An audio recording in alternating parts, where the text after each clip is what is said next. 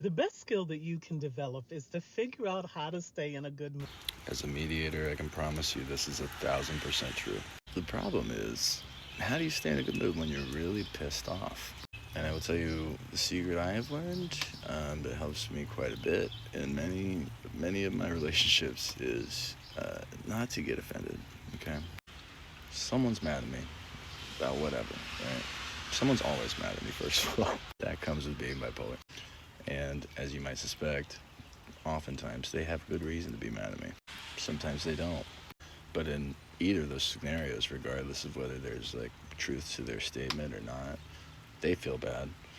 And as a result, they're going to start to make me feel bad if I allow them to. Maybe they call me a name.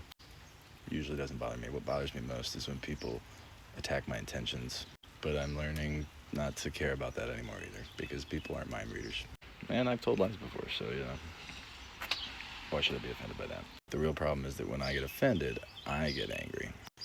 And anger causes weakness and self-absorption, or rather it's a symptom of it. Because once I take, that insult or that slight to heart, now I'm pissed off, right?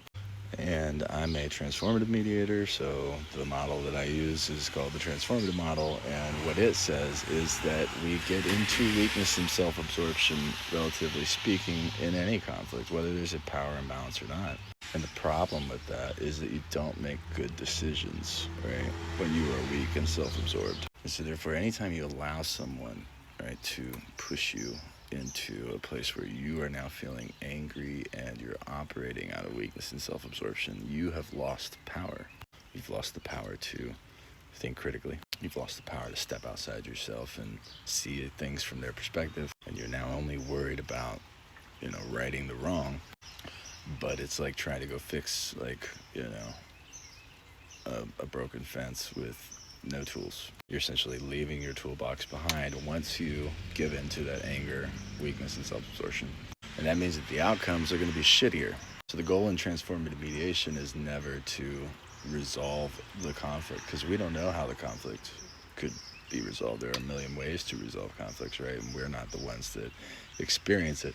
So the only thing we can focus on really is the communication aspect and helping people get back to a place where they are strong and responsive rather than weak and self-absorbed. So if you're in a conflict that feels helpless, just remember, you have free will. You can do whatever you want. You don't have to let your emotions be dictated by this other person.